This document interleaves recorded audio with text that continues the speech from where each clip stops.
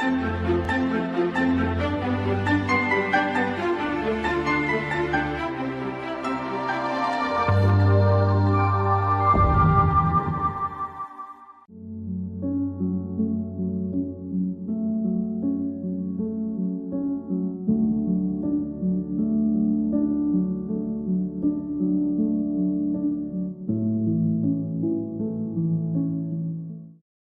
এই audio visual শ্রেণীকক্ষে আমি সকল শিক্ষার্থী বন্ধুদেরকে স্বাগত জানাই। আজকের এই অডিও ভিজুয়াল শ্রেণীকক্ষে আমি যে বিষয়টা আলোচনা করতে যাচ্ছি তা হলো শিক্ষাগত অধ্যয়ন এবং সমাজ, অর্থাৎ এডুকেশনাল স্টাডিজ অ্যান্ড সোসাইটি। তো বন্ধুরা, আমরা প্রত্যেকেই জানি যে যে কোনো সমাজ ব্যবস্থার জন্য শিক্ষা অত্যন্ত দরকারি। আমরা যদি একেবারে সভ্যতার শুরু থেকে বর্তমান সময় অবধি দেখি, মানুষের যে উত্তরণ হয়েছে সেই উত্তরণের অন্যতম ভূমিকা যেভাবে পালন করা হয়েছে তার মধ্যে অন্যতম ভূমিকা পালন করেছে কিন্তু শিক্ষা। যার ফলে যে কোনো সোসাইটিতেই শিক্ষাকে কিন্তু ব্যাপকভাবে কদর করা হয়।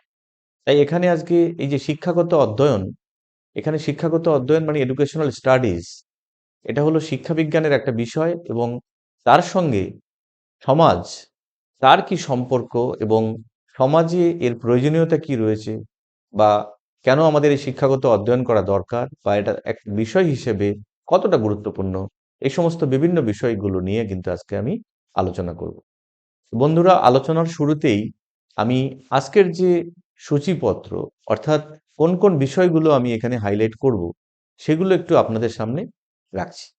প্রথমত একটা ভূমিকা এখানে দেয়া হবে যে শিক্ষাগত অধ্যয়ন এবং সমাজ কতটা গুরুত্বপূর্ণ একে অপরের জন্য, এবং আজকের এই যে আলোচনা তার একটা উদ্দেশ্যটা কি, এবং তার সঙ্গে শিক্ষা ও সমাজের ঐতিহাসিক ভিত্তি কিছু রয়েছে কিনা, তার সঙ্গে সামাজিক পরিবর্তনের হাতিয়ার হিসেবে শিক্ষাকে আমরা কিভাবে দেখব, এখানে সামাজিক কাঠামো এবং শিক্ষাগত বৈষম্য কিছু রয়েছে কিনা, এখানে শিক্ষায় সাংস্কৃতিক দৃষ্টিভঙ্গি কি আছে, শিক্ষার সাথে গণতন্ত্রের একটা সম্পর্ক আছে আপনারা জানেন, সেটাও আমরা দেখব। এখানে দেখব সমাজ বা শিক্ষা প্রতিষ্ঠানের ভূমিকা কেমন, এবং অন্যান্য আরো কিছু বিষয় রয়েছে, যেমন হচ্ছে সমসাময়িক সমাজে শিক্ষা কেমন, এবং তার সঙ্গে রয়েছে মানবাধিকার হিসেবে শিক্ষা, অর্থাৎ হিউম্যান রাইটস এর জন্য শিক্ষা কিভাবে কাজ করে, লিঙ্গগত বৈষম্য এবং শিক্ষা। আপনারা জানেন সবাই যে এই মুহূর্তে জেন্ডার একটা গুরুত্বপূর্ণ বিষয়, এবং সেখানে জেন্ডার ডিসক্রিমিনেশন বিভিন্ন সোসাইটিতে রয়েছে, এবং সেই বৈষম্য থেকে যদি আমরা বেরোতে চাই তাহলে শিক্ষা কিভাবে ভূমিকা পালন করে। তার সঙ্গে রয়েছে প্রযুক্তি, সমাজ এবং শিক্ষা, এবং কিছু বিশ্লেষণমূলক প্রশ্ন এখানে রাখা হয়েছে, যাতে করে আজকের যে উপস্থাপনাটা রয়েছে সেটা আপনাদের অবগত হতে আরো সুবিধা হয়। এবং সব শেষে এখানে কিছু অনুশীলনও রয়েছে, যেগুলোর মধ্য দিয়ে আপনারা আজকের এই বিষয় সম্পর্কে আরো বেশি করে সমৃদ্ধ হতে পারেন। তো আসুন তাহলে দেখে নেওয়া যাক যে আজকের যে শিক্ষাগত অধ্যয়ন এবং সমাজ, সেখানে কেন এই বিষয় দুটো আজকে গুরুত্বপূর্ণ। প্রথমত আমার আলোচনার মধ্যে আমি বলতে চাই যে শিক্ষাগত অধ্যয়নটা কি, what is educational studies. Educational studies যদি আমরা বলি, সেক্ষেত্রে শিক্ষা যদি আমরা সাধারণত বা ইন জেনারেল যদি শিক্ষা দেখি, সেটা একটা গুরুত্বপূর্ণ দিক, যে সেটা সমাজের প্রত্যেক মানুষই জানে যে শিক্ষা কি জিনিস। অর্থাৎ মানুষকে সভ্য বা সভ্যতার যদি আরো আলোকে আমরা পৌঁছতে চাই, তাহলে শিক্ষা একটা অত্যন্ত গুরুত্বপূর্ণ মাধ্যম। এখানে কিন্তু সেই জেনারেল এডুকেশনের আলোচনা কিন্তু আমি করব না। এখানে শিক্ষাগত অধ্যয়ন হচ্ছে একটা বিজ্ঞান এবং একটা বিষয়, যেটা কিন্তু এখানে আমি আলোচনা করব, এবং সেই শিক্ষাগত অধ্যয়নের বিভিন্ন তত্ত্ব, নীতি এবং তার যে অনুশীলন এবং তার যে অন্বেষণ এবং আন্তঃবিষয়ক বিভিন্ন ক্ষেত্র এখানে কিন্তু আলোচনা করা হবে, এবং তার সঙ্গে এর প্রাসঙ্গিকতা। অর্থাৎ আমি আগেই বলেছি যে শিক্ষার সাথে সমাজ এবং শিক্ষাগত অধ্যয়নের সঙ্গে সমাজ, তার যে গুরুত্বপূর্ণ বোঝাপড়া, সেটা কিন্তু আজকে এখানে আমি তুলে ধরার চেষ্টা করব। তাহলে শিক্ষা সামাজিক কাঠামো কিভাবে গঠন করে এবং তাদের দ্বারা কিভাবে প্রভাবিত হয়, সেটাও কিন্তু এই আলোচনার মধ্যে আজকে উঠে আসবে। এখন কথা হচ্ছে যে এই যে বিষয়টা এখানে আমি আলোচনা করছি, এই বিষয়টা আলোচনা করার উদ্দেশ্য কি। এখানে মূলত তিনটে উদ্দেশ্য কিন্তু আমি এখানে রেখেছি। প্রথমত হলো শিক্ষা এবং সমাজের মধ্যে সম্পর্ক বিশ্লেষণ করা, অর্থাৎ এই যে শিক্ষার জন্য সমাজ বা সমাজের জন্য শিক্ষা, এগুলো আমাদের একটু বিশ্লেষণ করা দরকার যে আন্তঃসম্পর্কটা কেমন এই দুটো বিষয়ের মধ্যে। দ্বিতীয়ত হলো ভারতীয় এবং আন্তর্জাতিক বিশিষ্ট ব্যক্তিদের দৃষ্টিভঙ্গি কেমন সেগুলো বিশ্লেষণ করা দরকার। তারা কোন আঙ্গিকে শিক্ষা এবং সমাজকে দেখেছেন সেগুলো আজকে আলোচনার মধ্য দিয়ে আমি তুলে ধরার চেষ্টা করব এবং তার সঙ্গে সামাজিক চ্যালেঞ্জ মোকাবেলায় শিক্ষার ভূমিকা বিশ্লেষণ করা। সামাজিক চ্যালেঞ্জ মানে কি? সামাজিক চ্যালেঞ্জ মানে হচ্ছে যেখানে সমাজে বসবাস করতে গিয়ে আমরা বিভিন্ন সময়ে বিভিন্ন রকমের চ্যালেঞ্জের সম্মুখীন হই। যেমন আমরা যদি বলি তাহলে সেক্ষেত্রে আমরা বলতে পারি যেমন করোনা। করোনাকালীন পরিস্থিতিতে মানুষের বিভিন্ন রকমের অসুবিধে হয়েছে। মানুষ ঘরবন্দি ছিল। এই যে চ্যালেঞ্জটা শিক্ষা কিভাবে এই চ্যালেঞ্জটাকে আম মোকাবেলা করার জন্য বা এটাকে ফেস করার জন্য কিভাবে আমাদের সাহায্য করেছিল? এই সমস্ত বিভিন্ন বিষয়গুলো কিন্তু আজকে আলোচনার মধ্যে আমি তুলে ধরার চেষ্টা করব। প্রথমত শিক্ষা এবং সমাজের ঐতিহাসিক ভিত্তি। শিক্ষা কেন সমাজের ঐতিহাসিক ভিত্তি সেই তার দৃষ্টিকোণ নিয়ে আলোচনা করলে আমরা জিনিসটা আমাদের মধ্যে আজকে পরিষ্কার আমরা এটা বুঝতে পারবো। আমরা যদি ভারতীয় সমাজ ব্যবস্থা দেখি, আমরা যদি ভারতীয় ঐতিহ্য দেখি, ভারতীয় সংস্কৃতি দেখি, তাহলে আমরা দেখব যে ভারতীয় দৃষ্টিকোণ থেকে যদি আমরা দেখি তাহলে শিক্ষার যে প্রাচীন ব্যবস্থা সেটা হচ্ছে গুরুকুল ব্যবস্থা। এবং সামগ্রিক শিক্ষায় সেই গুরুকুল ব্যবস্থার কিন্তু একটা ব্যাপক প্রভাব আমরা সে সময় দেখেছি। এ সময় যদি আমরা দেখি তাহলে বৈদিক যুগের কথা যদি আমি বলি সেই সময় গুরুগৃহে থেকে শিশুদেরকে পড়াশুনো করতে হতো। সমাজ সম্পর্কে বৃহত্তর জ্ঞান তারা অর্জন করত। রাষ্ট্র সম্পর্কে বৃহত্তর জ্ঞান তারা অর্জন করত। বিভিন্ন যুদ্ধবিদ্যায় তাদেরকে পারদর্শী করা হতো এবং অর্থনৈতিক ব্যবস্থা কেমন হবে এবং একটা মানুষের জীবনযাপন পর্যায়ে একটা মানুষের জীবদ্দশায় তাকে বিভিন্ন পর্যায়ে তাকে কিন্তু তার জীবনটাকে অতিবাহিত করতে হয়। এই যে বিভিন্ন পর্যায়গুলো রয়েছে, সেই পর্যায়গুলো আ সম্পর্কে তাকে কিন্তু একটা সমগ্র ধারণা দেয়া হতো। যেমন হচ্ছে গায়স্থ, বানপ্রস্থ এই যে বিভিন্ন আমাদের যে সংস্কৃতির মধ্যে, ভারতীয় ঐতিহ্যের মধ্যে বিভিন্ন পর্যায়ের কথা কিন্তু এখানে বলা হয়েছে। অর্থাৎ শৈশব থেকে বানপ্রস্থ অবধি কিভাবে একটা মানুষ তার জীবনটাকে অতিবাহিত করবে, এরকমই একটা বাস্তবধর্মী শিক্ষা কিন্তু গুরুকুল ব্যবস্থার মধ্যে ছিল। সেখানে গুরু হচ্ছেন একজন পণ্ডিত মানুষ, গুরু হচ্ছেন একজন ব্যক্তি যিনি অনেক জ্ঞানের অধিকারী, তিনি জ্ঞানের চর্চা করতেন এবং তার সঙ্গে তার শিষ্যদেরকে সেই জ্ঞান আহরণ করানোর জন্য গুরুগৃহেই অনবরত কিন্তু সেই জ্ঞানের চর্চা হতো। তাহলে সেই প্রাচীন গুরুকুল ব্যবস্থার ফলে কিন্তু তখনকার যদি সমাজ ব্যবস্থা আমরা দেখি, তখন কিন্তু সেখানে ব্যাপক একটা তার প্রভাব ছিল। ইভেন যদি সেই সময়কার আমি যারা রাজরাজা ছিলেন, যারা বিভিন্ন রাজদরবারে বিভিন্ন উচ্চ পদে আসীন ছিলেন, তাদের ছেলেমেয়েদেরকেও কিন্তু সেই গুরুকুল ব্যবস্থার মধ্যে শিক্ষা গ্রহণ করতে হতো। আমরা যদি মহাভারত দেখি তাহলে সেখানে আমরা দেখব যে মহাভারতের যে উল্লেখযোগ্য চরিত্র সেখানে অর্জুন বা আমাদের যারা সেই সময় অন্যান্য তার যে ভাইয়েরা ছিল তাদেরও কিন্তু গুরুকুল ব্যবস্থার মধ্য দিয়ে দ্রোণাচার্য তাদেরকে গুরু হিসেবে তাদেরকে কিন্তু যুদ্ধবিদ্যা বা বিভিন্ন বাস্তবমুখী বিভিন্ন শিক্ষার কিন্তু তিনি পাঠদান করিয়েছিলেন। এবং তার তার কিন্তু সেই সময়ে দ্রোণাচার্য একজন গুরু হিসেবে সেই সময় সেই সেখানে কিন্তু তার একটা ভীষণই একটা সম্মান ছিল এবং সেই সম্মানের সঙ্গে তিনি কিন্তু এই কাজটা করতেন। তাহলে এই যে শিক্ষা ব্যবস্থা এবং প্রাচীন কাল থেকে এইভাবে বয়ে আসা যে শিক্ষা ব্যবস্থা এবং সেটা কিভাবে সমাজকে প্রভাবিত করছে, এটাই কিন্তু মূল আলোচ্য বিষয়।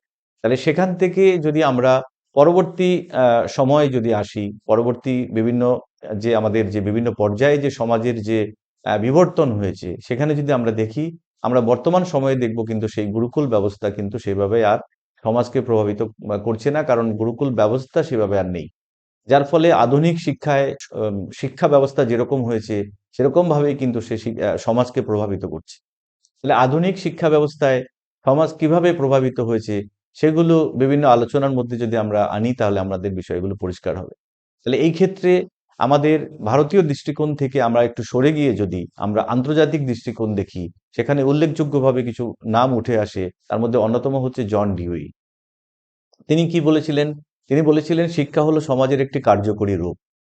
অর্থাৎ তিনি একটা প্র্যাগমেটিক আউটলুক দেওয়ার চেষ্টা করেছিলেন। সেখানে গুরুগৃহে থেকে গুরুর সঙ্গে মন্ত্র উচ্চারণের মধ্য দিয়ে একটা মানুষের যেমন উত্তরণ হয়, তার পাশাপাশি বাস্তবমুখী শিক্ষাও কিন্তু ভীষণভাবে দরকার। অর্থাৎ একটা মানুষ সমাজের মধ্যে বিভিন্ন যে সমস্ত অভিজ্ঞতাগুলো সঞ্চয় করে, সেই অভিজ্ঞতাগুলোকে সে একটা জায়গায় গঠনমূলকভাবে তার নিজের জীবনে কিন্তু কাজে লাগানোর চেষ্টা করে এবং সেটাই হচ্ছে কার্যকরী শিক্ষার রূপ। এবং তিনি কিন্তু সেই কার্যকরী শিক্ষার রূপের কথা বললেন। তাহলে আমরা ভারতীয় সমাজ ব্যবস্থা থেকে, গুরুকুল ব্যবস্থা থেকে ধীরে ধীরে যদি আন্তর্জাতিক যে দৃষ্টিকোণের কথা আমি বললাম, সেখান থেকে কিন্তু শিক্ষার যে বিবর্তন, তার সঙ্গে সমাজের যে বিবর্তন, এর একটা ধারা কিন্তু আমরা খুব ভালো করে তুলে ধরতে পারি। তাহলে আমরা দেখব যে এখানে গুরুত্বপূর্ণ কি বিষয়, যেমন হচ্ছে সামাজিক পরিবর্তনের হাতিয়ার হিসেবে শিক্ষা। সামাজিক পরিবর্তনের হাতিয়ার হিসেবে শিক্ষা আমরা কেন বলছি? তার কারণ সমাজ পরিবর্তনের ক্ষেত্রে যতগুলো ফ্যাক্টর বা যতগুলো উল্লেখযোগ্য বিষয় রয়েছে, তার মধ্যে সবচেয়ে গুরুত্বপূর্ণ হচ্ছে শিক্ষা। কারণ শিক্ষা এত দ্রুত সমাজ পরিবর্তনের ভূমিকা গ্রহণ করেছে, যেটা আর অন্য কোনো ব্যবস্থা কিন্তু পৃথিবীতে এত দ্রুত সমাজ পরিবর্তনের হাতিয়ার হিসেবে আমরা কিন্তু দেখিনি। একমাত্র শিক্ষা, যেটা যেকোনো একটা সমাজ ব্যবস্থাকে একটা সুন্দর একটা উত্তরণের দিকে কিন্তু নিয়ে যায়। মানুষের চিন্তা চেতনা, মানুষের মানবিকতা, মানুষের মূল্যবোধ, মানুষের নীতি, মানুষের আদর্শ, এগুলো একটা জেনারেশন থেকে আরেকটা জেনারেশনের মধ্যে কিন্তু খুব সুন্দর করে তার সঞ্চালন করা হয়। তার এই যে সঞ্চালনের যে ভূমিকা, সেটা কিন্তু শিক্ষা নিয়ে থাকে। তাহলে এক্ষেত্রে উল্লেখযোগ্য কিছু নাম আমাদের করতে হয়, যেমন হচ্ছে পাওলো ফ্রেইরে। পাওলো ফ্রেইরে হচ্ছেন ব্রাজিলের একজন শিক্ষাবিদ, ব্রাজিলের একজন চিন্তাবিদ। তিনি একটা শিক্ষা ব্যবস্থার কথা বলেছিলেন, যেটাকে বলা হচ্ছে মুক্তির জন্য শিক্ষা, অর্থাৎ নিপীড়িতদের জন্য শিক্ষাবিদ্যা। এটা যদি আমরা খুব ভালো করে দেখি, তাহলে দেখব যে সেই সময়ে ব্রাজিলের যে সমাজ ব্যবস্থা বা বর্তমান যে সমাজ ব্যবস্থা, সেখানেও কিন্তু অনেক রকমের নিপীড়ন রয়েছে। সারা পৃথিবীতে আমরা যদি দেখি, এই নিপীড়ন বিভিন্ন সমাজ ব্যবস্থায় যারা হচ্ছে সবল, যারা হচ্ছে খুব শক্তিশালী, তারা অলওয়েজ কিন্তু দুর্বলদের উপরে তাদের একটা এরকম নিপীড়ন কিন্তু থাকে। তা আমরা কি দেখলাম? আফ্রিকা থেকে শুরু করে ভারতবর্ষ, ইভেন আমেরিকা, সেখানেও কিন্তু এই নিপীড়নটা ছিল। আমেরিকাতে আমরা দেখেছি যে একসময় কালো মানুষদের উপরে অনেক নিপীড়ন ছিল। সেখানে কিং মার্টিন লুথার, তিনি মানুষকে সংগঠিত করেছিলেন, মানুষকে নিয়ে তিনি আন্দোলন গড়ে তুলেছিলেন যে কালো হতে পারি, কিন্তু আমাদেরও পৃথিবীতে বাঁচার অধিকার আছে। তাহলে সে সময় আমরা অনেক আন্দোলন লড়াই দেখেছি। এবং এই যে আজকে পাওলো ফ্রেইরের কথা বলছি ব্রাজিলের পরিস্থিতি নিয়ে, অর্থাৎ এখানে কিন্তু সবচেয়ে বড় ভূমিকা যে গ্রহণ করেছে, সেটা হলো শিক্ষা। আমরা যদি আফ্রিকায় কথা বলি, সেখানে মানুষের যে দুর্দশা, মানুষের যে জীবনযাত্রার যে মান, সেটা কিন্তু একেবারেই কাঙ্ক্ষিত নয়। সেখানেও কিন্তু শিক্ষার মধ্য দিয়ে ইউনেস্কো বিভিন্ন রকমের ভূমিকা গ্রহণ করে তাদের জীবনযাত্রা এবং তাদের জীবনের যে গুণমান, সেটাকে কিন্তু অনেক বাড়ানোর চেষ্টা করেছে। আমরা ইন্টারন্যাশনাল যে পার্সপেক্টিভ, সেটা নিয়ে বলছি আজকে, যে শিক্ষা কেন সামাজিক হাতিয়ার হিসেবে গুরুত্বপূর্ণ, সেটা বলতে গিয়ে আমাদের অবশ্যই আজকে ভারতীয় প্রেক্ষাপট কিন্তু আলোচনা হওয়া দরকার। ভারতীয় প্রেক্ষাপট আলোচনা করতে গিয়ে এখানে যার নাম আমাদের করতে হয়, তিনি হচ্ছেন বি.আর. আম্বেদকর। আমরা জানি যে তিনি একজন মহান মনীষী ছিলেন এবং যিনি ভারতবর্ষের যে সংবিধান, সেই সংবিধান রচনা করেছিলেন এবং তিনি একজন পণ্ডিত মানুষ ছিলেন। কিন্তু তিনি এই যে পণ্ডিত মানুষ ছিলেন, এই পণ্ডিত মানুষ হওয়ার আগে তার জীবন একেবারে শৈশব থেকে এই তার একেবারে প্রাপ্তবয়স্ক হওয়া অবধি তাকে কিন্তু প্রচুর নিপীড়ন এবং প্রচুর লড়াইয়ের সম্মুখীন হতে হয়েছে। এবং তিনি যেহেতু ছোট জাতির একজন মানুষ ছিলেন, তার ফলে শিক্ষাও নিতে গিয়ে কিন্তু তাকে সেখান থেকে নানান রকমের ভাবে বাধার সম্মুখীন হতে হয়েছে। তাই তিনি নিজের জীবন দিয়ে উপলব্ধি করেছেন যে জাতপাতের মতো কুসংস্কার, জাতপাতের মতো এরকম একটা সমাজকে একেবারে পঙ্গু করে দেওয়ার মতো যে একেবারে অভিশাপ, সেটা আমাদের ভারতীয় সমাজ ব্যবস্থাটাকে কিভাবে ক্ষতিগ্রস্ত করেছে। তাই তিনি সেই সময় চ্যালেঞ্জ করেছিলেন এবং এরকম পদক্ষেপ নিয়েছিলেন যে আমি সবচেয়ে বেশি শিক্ষা গ্রহণ করব এবং শিক্ষার মধ্য দিয়ে আমি এই জাতপাত ব্যবস্থাকে বদলাবো।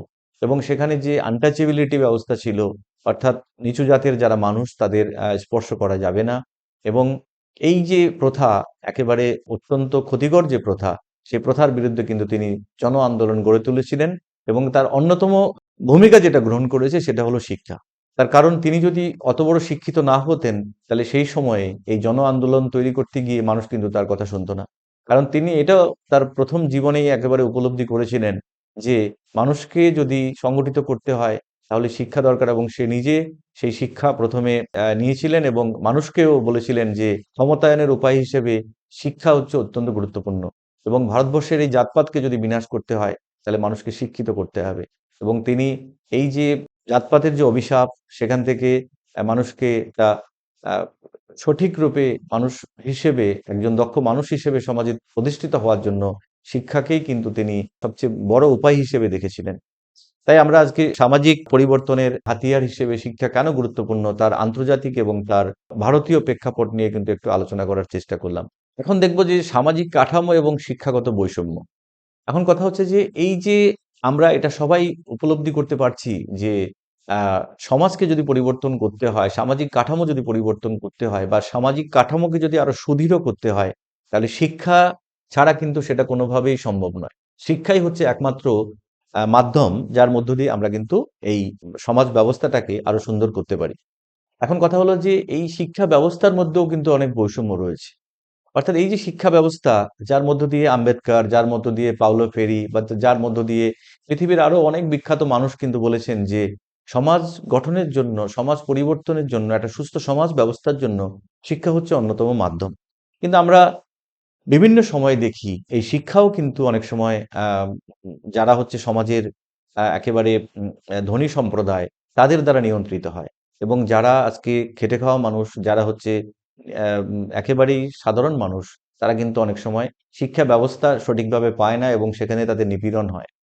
তো এরকমই একটা বিষয় নিয়ে একটা বিখ্যাত বই এখানে আমি উল্লেখ করছি, সেটা হচ্ছে যে কি শেখানো উচিত। সেখানে কৃষ্ণ কুমার তিনি কিন্তু এই বিখ্যাত এই বইটা লিখেছেন যে কি শেখানো উচিত। তাহলে কৃষ্ণ কুমার মূলত কি তুলে ধরতে চেয়েছেন?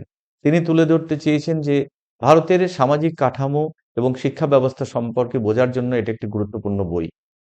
এখানে জাতি, শ্রেণী ও ক্ষমতার কাঠামো কিভাবে শিক্ষা ব্যবস্থাকে প্রভাবিত করে তার বিশ্লেষণ তিনি করেছেন। অর্থাৎ এটি শিক্ষার মাধ্যম সামাজিক পরিবর্তনের সম্ভাবনা নিয়েও আলোচনা করেছেন। তাহলে যেই শিক্ষা ব্যবস্থা আজকে মানুষকে বা মানুষের জীবনযাত্রাকে বা সমাজ ব্যবস্থাকে বা সমাজ ব্যবস্থার কাঠামোকে পরিবর্তনের জন্য একটা অন্যতম মাধ্যম হিসেবে আমরা বলছি, সেই শিক্ষা ব্যবস্থাও কিন্তু এখানেও কিন্তু বৈষম্য রয়েছে। তাহলে যদি আমাদের এই আহ ভারতীয় সমাজ ব্যবস্থাকে আরো সুন্দর বা সুদৃঢ় করতে হয়, একটা সুন্দর সমাজ গঠন করতে হয়, তাহলে শিক্ষা ব্যবস্থা থেকে এই বৈষম্য দূর করতে হবে। এবং কৃষ্ণ কুমারের যে বই সেটা আমি বলছি, যদি আপনাদের সে আগ্রহ থাকে আপনারা অবশ্যই এটা পড়বেন। তাহলে আপনারা বুঝতে পারবেন যে কিভাবে এই শিক্ষাগত বৈষম্য যারা পিছিয়ে পড়া সমাজের মানুষ তাদেরকে আরো পিছিয়ে রাখছে। সেই জন্য এই বইটা পড়ার সকলকে আমার অনুরোধ রইল আজকের এই উপস্থাপনার মধ্য দিয়ে। এবং দ্বিতীয়ত যে বিষয়টা এখানে আমি আলোচনা করতে যাচ্ছি সেটা হচ্ছে বিশ্বব্যাপী জাতীয় অর্থনৈতিক বৈষম্য। তার জন্য একটা বিখ্যাত বইয়ের নাম এখানে আমি করছি, সেটা হচ্ছে বর্বর বৈষম্য বইটির নাম, যেটা লিখেছেন জোনাথন কোজল। তিনি লিখেছিলেন যে savage inequalities children in America's schools. Jonathan Kozol তার এই বইয়ের মধ্য দিয়ে সেই সময়কার আমাদের যে আমেরিকান যে সমাজ ব্যবস্থা সেখানেও কিন্তু বৈষম্য রয়েছে শিক্ষার মধ্যে। এই বইটি আমেরিকার শিক্ষা ব্যবস্থার জাতিগত অর্থনৈতিক বৈষম্যের গভীর চিত্র কিন্তু তুলে ধরেছেন। বইটি দেখায় কিভাবে ধনী ও দরিদ্রের সম্প্রদায়ের স্কুলগুলোর মধ্যে বিরাট পার্থক্য রয়েছে এবং কিভাবে জাতিগত এবং শ্রেণীগত বৈষম্য শিশুদের শিক্ষার সুযোগকে প্রভাবিত করে। আজকে আমরা যদি দেখি যে যে সমস্ত আম বিখ্যাত যে সমস্ত স্কুলগুলো রয়েছে, সেই স্কুলগুলোতে কিন্তু সাধারণ পরিবারের ছেলেমেয়েরা পড়াশোনা করতে পারে না। যারা অর্থনৈতিকভাবে পিছিয়ে রয়েছে, যাদের আর্থিক সংস্থান কম, তারা কিন্তু আ ওই সমস্ত স্কুলগুলোতে সুযোগ পায় না। তাহলে যেখানে সুন্দর শিক্ষা ব্যবস্থা রয়েছে, সেখানেও কিন্তু সকলের সুযোগ পাওয়া উচিত। তাহলে শিক্ষার মধ্যেও কিন্তু এই ধরনের বৈষম্য রয়েছে। তাই আমাদের জাতি গঠনের ক্ষেত্রে, আমাদের সমাজ গঠনের ক্ষেত্রে শিক্ষার থেকে এই বৈষম্য কিন্তু দূর হওয়া দরকার। তাই আজকে এই দুটো বই সবার কাছে অনুরোধ থাকলো আমার এই উপস্থাপনার মধ্য দিয়ে যে আপনারা এই দুটো বইয়ের মধ্য দিয়ে আপনারা জানতে পারবেন যে শিক্ষায় কি ধরনের বৈষম্য রয়েছে। এবার আমি যে আলোচনাটায় আসছি সেটা হলো শিক্ষায় সাংস্কৃতিক দৃষ্টিভঙ্গি। এটা অত্যন্ত গুরুত্বপূর্ণ, কারণ মানুষ তার সংস্কৃতির মধ্যেই বেঁচে থাকে। সাংস্কৃতিক বিভিন্ন ধারা মানুষকে জীবনযাপন করতে সাহায্য করে। তাই সংস্কৃতি যদি আমরা খুব ভালো করে ব্যাখ্যা করি, মানুষের বেঁচে থাকার অন্যতম তাহলে culture is a way of life. অন্যতম মানুষের জীবনে বেঁচে থাকার অন্যতম পথ হচ্ছে সংস্কৃতি। তাহলে ভারতীয় শিক্ষাবিদ রবীন্দ্রনাথ ঠাকুর সাংস্কৃতিক স্বাধীনতা হিসেবে শিক্ষার সার্বজনীন মানবতার কথা বলেছেন। তিনি শুধুমাত্র ভারতবর্ষের কথা ভেবে নয়, তিনি বিশ্ব মানবতার, বিশ্বের সকল মানুষের কথা ভেবে তিনি এই সাংস্কৃতিক স্বাধীনতার কথা বলেছেন। অর্থাৎ প্রত্যেকটা মানুষ পৃথিবীতে জন্মগ্রহণ করার পরে তিনি যেই সংস্কৃতির মধ্যে বেড়ে ওঠে, যেই সংস্কৃতির মধ্য দিয়ে তার জীবন শুরু হয়, সেই সংস্কৃতি তার কাছে অমৃত সমান। যেমন তার মাতৃভাষা, তার মাতৃভাষায় গান, তার মাতৃভাষায় জীবনযাপন, এবং সেই মাতৃভাষার মধ্য দিয়ে কিন্তু সে বেঁচে থাকে, প্রাণের আনন্দে বেঁচে থাকে। এবং আমাদের গুরুদেব রবীন্দ্রনাথ ঠাকুর সেই এই যে সাংস্কৃতিক স্বাধীনতা, তার মধ্য দিয়ে শুধুমাত্র ভারতীয় সমাজ ব্যবস্থা নয়, সার্বজনীন বিশ্ব মানবতার কথা তিনি বলে গেছেন। এবং তার সঙ্গে আরেকজন বিখ্যাত মানুষ, সেটা হচ্ছে যে আন্তর্জাতিক শিক্ষাবিদ লেভ ভাইগোস্কি, তিনি শিক্ষার সামাজিক সংস্কৃতির তত্ত্বের কথা বলেছেন এবং মনোসামাজিক তত্ত্বের কথা বলেছেন। তাহলে আমরা যদি ভাইগোস্কির এই শিক্ষার সামাজিক তত্ত্বটা দেখি, তিনি যে বিষয়টাতে গুরুত্ব দিয়েছেন সেটা হলো একটা মানুষের শিক্ষার অন্যতম একটা ভূমিকা গ্রহণ করে এই সংস্কৃতি। তার কারণ তার যে সামাজিক যে বিচরণ ক্ষেত্র, সেই বিচরণ ক্ষেত্রে সে কিন্তু সামাজিক যে সমস্ত বিষয়গুলো রয়েছে সেগুলোর মধ্য দিয়ে সমাজের অন্যান্য মানুষদের সঙ্গে একটা মিথস্ক্রিয়া করে। এই মিথস্ক্রিয়ার মধ্য দিয়ে তার যে কগনিটিভ ডেভেলপমেন্ট হয় এবং সে আস্তে আস্তে একজন স্কিল, একজন সমাজ কাঙ্ক্ষিত মানুষ হিসেবে নিজেকে তৈরি করে। তাহলে এখানে শিক্ষায় সংস্কৃতির ভূমিকা কিন্তু অত্যন্ত গুরুত্বপূর্ণ। তাহলে দেখুন, সমাজ এবং শিক্ষা কত সুন্দরভাবে একে অপরের সঙ্গে ওতপ্রোতভাবে জড়িত। তার কারণ সংস্কৃতি হচ্ছে সমাজের একটা অন্যতম মাধ্যম শিক্ষার মতো। তাই এই সংস্কৃতি, শিক্ষা এবং সমাজকে আমরা খুব সুন্দর করে যদি দেখি, তাহলে কিন্তু ভীষণ একটা এর গঠনগত রূপ যদি আমরা দেখি, তাহলে আমরা কিন্তু এর ভূমিকা সম্পর্কে খুব অবগত হতে পারি। এখন যে বিষয়টা আমি এখানে আলোচনা করতে যাচ্ছি সেটা হলো শিক্ষা এবং গণতন্ত্র। এখানে শিক্ষা এবং গণতন্ত্র মানে হলো ভারতবর্ষের স্বাধীনতার পরবর্তী সময় আমরা যদি দেখি, যবে থেকে আমাদের দেশের সংবিধান কার্যকরী হয়েছে এবং সেই সংবিধানে অন্যতম কিছু বিষয় একটা প্রিএম্বল হিসেবে রাখা হয়েছে, যেটাকে আমরা সংবিধানের আমরা যে বিভিন্ন যে সমস্ত পাঠ্য বইগুলো রয়েছে, সেই পাঠ্য বইগুলো যদি দেখি, তাহলে দেখবো আমরা সেখানে কিন্তু এই প্রিএম্বল গুলো সুন্দর করে রাখা হয়েছে। সেখানে গণতন্ত্র, সমাজতন্ত্র, গণপ্রজাতন্ত্র, এই যে এই যে বিভিন্ন বিষয়গুলো, সেগুলোকে রাখা হয়েছে। তার কারণ ভারতবর্ষ একটা দেশ, যেই দেশ একটা বিভিন্ন ধর্ম, বিভিন্ন জাতি, বিভিন্ন সংস্কৃতির মানুষ একসঙ্গে বসবাস করছে। একটা বৈচিত্র্যতা কিন্তু এখানে ভারতীয় সমাজ ব্যবস্থার মধ্যে রয়েছে। তাই ভারতীয় সমাজ ব্যবস্থাকে যদি সঠিকভাবে পরিচালনা করতে হয়, তাহলে আমাদের সংবিধান সেই এমন বিষয়গুলোকে গুরুত্ব দিয়েছে, যেগুলো ভারতীয় সমাজ ব্যবস্থার এক একটা কাঠামো, ভারতীয় সমাজ ব্যবস্থার এক একটা ভিত। তার মধ্যে অন্যতম হচ্ছে এই গণতন্ত্র। কারণ মানুষ যদি গণতান্ত্রিক ব্যবস্থার মধ্যে না থাকে, তাহলে সব মানুষ কিন্তু সমান অধিকার পায় না। তাই শিক্ষার অন্যতম কাজ হচ্ছে এই গণতন্ত্রকে প্রসারিত করা, এই গণতন্ত্রকে রক্ষণাবেক্ষণ করা। তাই আজ এই সংবিধানের মধ্যে অন্যতম গুরুত্বপূর্ণ বিষয় হিসেবে কিন্তু এই গণতন্ত্রকে রাখা হয়েছে।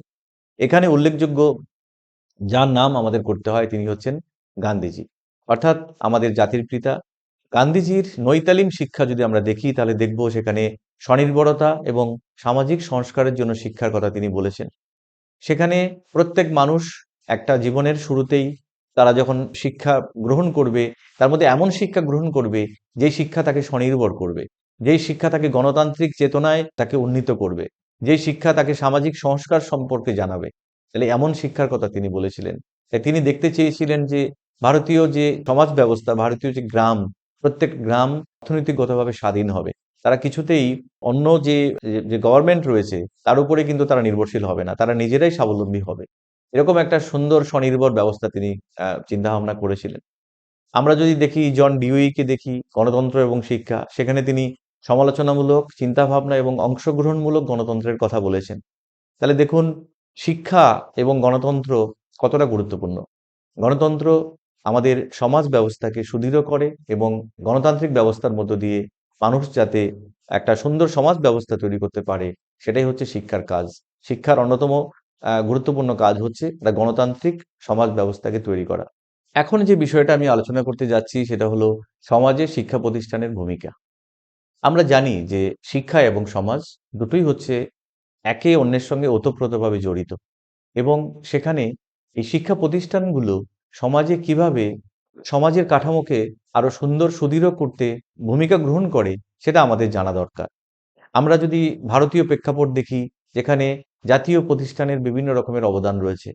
বিশেষ করে আমাদের দেশ স্বাধীনতার পরে শিক্ষা ব্যবস্থাকে সুদৃঢ় করার জন্য বিভিন্ন কমিশন, বিভিন্ন রকমের পলিসি এগুলো গ্রহণ করেছে। এবং সেই পলিসি এবং কমিশনগুলোর অন্যতম কাজ হচ্ছে ভারতীয় সমাজ ব্যবস্থাকে আরো সুন্দর করা। সমাজ ব্যবস্থার সুন্দর করার মধ্য দিয়ে আমাদের জাতি গঠন হবে এবং দেশ গঠন হবে। এবং তার জন্য এখানে অনেকগুলো গুরুত্বপূর্ণ বিষয়কে রাখা হয়েছে। যেমন ভারতীয় সমাজ একটা গণতান্ত্রিক ব্যবস্থার উপর তৈরি হবে। ভারতীয় সমাজে ধর্মীয় ভেদাভেদ থাকবে না।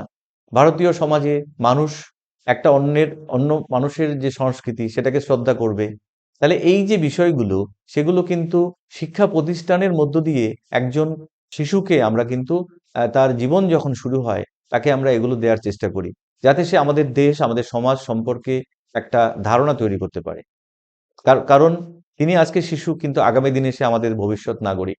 তাকে যদি আমরা ভারতীয় যে চিন্তাধারা, ভারতীয় যে সংস্কৃতি তার মতো করে তৈরি করতে না পারি, তাহলে শিক্ষা প্রতিষ্ঠানের অবদান কিন্তু সমাজের ক্ষেত্রে হবে না। তাই একেবারে প্রাইমারি বিদ্যালয় থেকে শুরু করে সেকেন্ডারি, হায়ার সেকেন্ডারি এবং যে সমস্ত হায়ার এডুকেশন গুলো আছে, বিশ্ববিদ্যালয়গুলো আছে, সেখানে যদি আমরা দেখি, তাদের যে লক্ষ্য, তাদের যে উদ্দেশ্য, সেটা কিন্তু প্রথমত হচ্ছে ভারতীয় সমাজ ব্যবস্থাকে সুদৃঢ় করা, মানুষকে স্বনির্ভর করা এবং ভারতীয় যে সংস্কৃতি, সেই সংস্কৃতিকে প্রিজার্ভ করা এবং সেটা পরবর্তী জেনারেশনের কাছে সঞ্চারণ করা। তাই যেকোনো একটা সুস্থ সমাজের ক্ষেত্রে শিক্ষা প্রতিষ্ঠানের গুরুত্ব কিন্তু অন্যতম। এবং শিক্ষা প্রতিষ্ঠানকে কিন্তু সমাজের যারা অন্যান্য মানুষ রয়েছে তারা কিন্তু শ্রদ্ধার চোখে দেখে, এবং শিক্ষার সাথে যারা যুক্ত, বিশেষ করে শিক্ষক, তাদেরকেও কিন্তু খুব শ্রদ্ধার সঙ্গে দেখে। তার কারণ শিক্ষাই হচ্ছে জাতির মেরুদণ্ড। আমরা যদি বিশ্বব্যাপী প্রেক্ষাপট দেখি, সেখানে সবচেয়ে গুরুত্বপূর্ণ ভূমিকা যে গ্রহণ করে সেটা হচ্ছে ইউনেস্কো এবং আন্তর্জাতিক বিভিন্ন রকমের নীতি। আমরা জানি যে বর্তমান সময়ে অন্তর্ভুক্তিমূলক শিক্ষার কথা বলা হয়েছে। তার কারণ শিক্ষা একটা মানুষের অধিকার। তাই পৃথিবীর বিভিন্ন দেশ আজকে ইউনেস্কোর যে আন্তর্জাতিক যে ভাবনা, তার সঙ্গে একমত হয়েছে এবং তারা বিভিন্ন সময়ে বিভিন্ন জায়গায় বিভিন্ন কনফারেন্সের মধ্য দিয়ে, সম্মেলনের মধ্য দিয়ে শিক্ষার যে গুরুত্ব সেটাকে তুলে ধরছে। বিশেষ করে যেগুলো পিছিয়ে পড়া দেশ, বিশেষ করে যে সমস্ত সাউথ ইস্ট এশিয়া, আফ্রিকা এবং যে সমস্ত দেশগুলো অর্থনৈতিকগতভাবে পিছিয়ে রয়েছে, যেখানে মানুষের জীবনের মান এখনো কাঙ্ক্ষিত নয়, যেখানে মানুষ এখনো অন্ন, বস্ত্র, বাসস্থানের জন্য লড়াই করছে, সেই জায়গায় কিন্তু শিক্ষাকে আরো কি করে নিয়ে যাওয়া যায়, শিক্ষাকে আরো কি করে বিস্তার করা যায়, এগুলো নিয়ে কিন্তু তাদের অনেক চিন্তাভাবনা এবং অনেক কাজ আমরা বিভিন্ন সময় দেখতে পাই। এখন কথা হচ্ছে যে সমসাময়িক সমাজে শিক্ষা। আমরা আমি যে আলোচনাটা করছি সেটা, তার প্রেক্ষাপট সবটাই আমরা জানলাম। কিন্তু বর্তমান সময়ে শিক্ষাকে আমরা কিভাবে দেখব? এখানে অন্তর্ভুক্তিমূলক শিক্ষার উপরে ইউনেস্কোর নিবন্ধকরণ গ্লোবাল এডুকেশন মনিটরিং রিপোর্ট যদি আমরা দেখি, তাহলে দেখব তারা কিন্তু ভীষণ গুরুত্ব সহকারে এই অন্তর্ভুক্তিমূলক শিক্ষার বিষয়টাকে গুরুত্ব দিচ্ছে। তার কারণ কোনো কারণে যেন কোনো মানুষ শিক্ষা থেকে বাইরে না চলে যায়, তারা যাতে এক্সক্লুডেড না হয়ে যায়। আজকে যদি আমরা ভারতীয় শিক্ষানীতি দেখি, যে 2020 যে নতুন শিক্ষানীতি হয়েছে, সেখানে কিন্তু আমূল বদলে ফেলা হয়েছে। সেখানে লক্ষ্য রাখা হয়েছে যে আগামী দিনে যারা শিক্ষার আওতায় আসবে তারা যাতে স্বনির্ভর হতে পারে। এখানে তারা যাতে আন্তর্জাতিক যে অর্থনৈতিক ব্যবস্থা আছে সেখানে নিজেদেরকে নিয়োজিত করতে পারে। তাই এই ধরনের অনেক পরিবর্তন কিন্তু সমসাময়িক সমাজ শিক্ষা, সমাজের যে বর্তমান যে অগ্রগতি, তার নিরিখে কিন্তু এই বিভিন্ন পলিসি তৈরি হয়েছে। যেমন আমি যেটা বললাম, জাতীয় শিক্ষানীতি 2020। আমরা মানবাধিকার হিসেবে শিক্ষার কথা বলতে পারি, যেখানে আন্তর্জাতিক যে দৃষ্টিভঙ্গি, সেখানে জাতিসংঘের সুস্থায়ী উন্নয়ন লক্ষ্য 4, তার মধ্যে কিন্তু অনেক বিষয়কে আনা হয়েছে। অর্থাৎ মানুষ যাতে তাদের অধিকার নিয়ে বাঁচতে পারে সমাজে, এবং তাদের অধিকার যাতে কোনোভাবে খণ্ডিত না হয়, তাদের অধিকার যাতে তাদেরকে কোনোভাবে ডিনাই করা না হয়। পৃথিবীতে যত মানুষ আছে প্রত্যেকেরই বেঁচে থাকার অধিকার আছে। সেই জন্য এই শিক্ষার মধ্য দিয়ে মানবাধিকার, মানুষের যে হিউম্যান রাইটস, সেটাকে এনশিওর করার বিভিন্ন রকমের প্রয়াস কিন্তু শুধু আন্তর্জাতিকগতভাবে নয়, ভারতীয়ভাবে নেওয়া হয়েছে। যেখানে তার উল্লেখযোগ্য হচ্ছে শিক্ষার অধিকার আইন। শিক্ষার অধিকার আইনের মধ্য দিয়ে প্রত্যেকটা শিশু যাদের 6 বছর বয়স হবে, তারা শিক্ষার আঙ্গিনায় আসবে এবং 6 থেকে 14 বছর বয়স অবধি তারা বিনামূল্যে এবং সমস্ত সরকারি আর্থিক সহযোগিতায় তারা কিন্তু শিক্ষা গ্রহণ করবে। এটা মানুষের আমি মনে করি মৌলিক অধিকারের একটা অন্যতম বিষয়। আজকে লিঙ্গগত বৈষম্য এবং শিক্ষা আমরা যদি দেখি সেখানে অভিযানের যেমন কন্যা শিশুকে শিক্ষাদান করা। আমাদের দেশে এখনো বিভিন্ন সমাজ ব্যবস্থার মধ্যে আমাদের মহিলারা এবং নারীরা অনেক অবহেলিত। কারণ তাদেরকে আমরা সেই সমমর্যাদা দিই না। কিন্তু আমরা যদি দেখি ভারতীয় ঐতিহ্য, সেখানে কিন্তু নারীদের অনেক সম্মান ছিল এবং নারীরা হচ্ছে সমাজের একটা অর্ধেক জনসংখ্যা। তাদেরকে যদি আমরা শিক্ষিত করতে না পারি, তাদেরকে যদি আমরা তাদের জীবনের মান উন্নত করতে না পারি, তাহলে আমাদের সমাজও উন্নত হবে না, দেশও উন্নত হবে না। তাই এখানে বিশ্বব্যাপী প্রেক্ষাপট যদি আমি বলি, সেখানে একজনের নাম করতে হয়, তিনি হচ্ছে মালালা ইউসুফজাইয়ের যে কাহিনী সেটা আমরা সকলে জানি। তিনি একজন নোবেল লরেট এবং তিনি শিক্ষার জন্য আন্দোলন করতে গিয়ে গুলিবিদ্ধ অবধি হয়েছিলেন। তাই বয়সে ছোট হলেও তিনি কিন্তু আমাদের কাছে অত্যন্ত প্রিয় একজন মানুষ, যিনি বুঝেছেন যে শিক্ষা ছাড়া মেয়েদের উন্নতি কিছুতেই সম্ভব নয়। আজকে প্রযুক্তি, সমাজ এবং শিক্ষা অত্যন্ত গুরুত্বপূর্ণ বিষয়। তার কারণ এখানে কোভিড মহামারীর সময় আমরা দেখেছি প্রযুক্তির সাহায্যে কিভাবে শিক্ষা ব্যবস্থা পরিচালিত হয়েছে, স্বাস্থ্য ব্যবস্থা পরিচালিত হয়েছে। তাই মানুষকে প্রযুক্তির সঙ্গে সংযোগ ঘটাতে হবে এবং এখন চাইলে আমরা বিভিন্ন কোর্স MOOCs এর মধ্য দিয়ে করতে পারি। আমরা জানি যে মানুষের আর্থিক সংস্থানের জন্য অনেকে প্রতিদিন বিদ্যালয়ে যেতে পারে না, বিশ্ববিদ্যালয়ে যেতে পারে না। তারা চাইলে কিন্তু তাদের শিক্ষা ব্যবস্থাকে এগিয়ে নিয়ে যেতে পারে এই MOOCs কোর্সগুলোর মধ্য দিয়ে। এখানে একেবারেই শেষের দিকে আমি চলে এসেছি এবং আমার যে বক্তব্যটা এখানে আমি আজকে আলোচনা করেছি, শিক্ষাগত অধ্যয়ন এবং সমাজ, সেখানে কিছু বিশ্লেষণমূলক প্রশ্ন রাখা হয়েছে, যেমন শিক্ষা কিভাবে সামাজিক মূল্যবোধ এবং রীতিনীতি গঠনে সহায়তা করে? শিক্ষা কি সামাজিক কাঠামোগত বৈষম্য কমাতে পারে? এবং শিক্ষায় সরকার এবং সম্প্রদায়ের কি ভূমিকা পালন করা উচিত?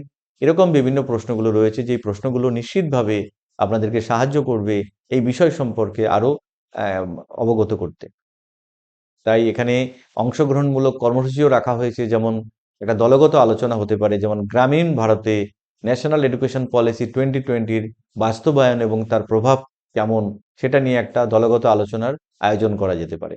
এবং তার সঙ্গে যে মূল বিষয়গুলো যেগুলো আজকে এখানে আলোচনার মধ্যে রাখা হয়েছে, যেমন সামাজিক কাঠামোর রূপদান, শিক্ষার অবদান কি এবং ভারতীয় এবং আন্তর্জাতিক শিক্ষাবিদদের অবদান কেমন, এবং সাম্য এবং ক্ষমতায়নের হাতিয়ার হিসেবে শিক্ষাকে আমরা কেমনভাবে দেখব, এই বিভিন্ন বিষয়গুলো এখানে রাখা হয়েছে, যাতে করে এর মধ্য দিয়ে আপনাদের এই বিষয় সম্পর্কে আরো বেশি আপনারা সুদৃঢ় একটা ধারণা তৈরি করতে পারেন। এখানে কিছু অনুশীলন রাখা হয়েছে, যেগুলো বিকল্প উত্তর ভিত্তিক প্রশ্ন। সেই প্রশ্নগুলোর মধ্য দিয়ে আমরা আমাদের নলেজ বেস, সেটাকে আমরা দেখতে পারি যে এই বিষয়টা কতটা আমরা অবগত হতে পেরেছি। আজকের এই আলোচনা আমি এখানেই শেষ করছি। সকলকে ধন্যবাদ।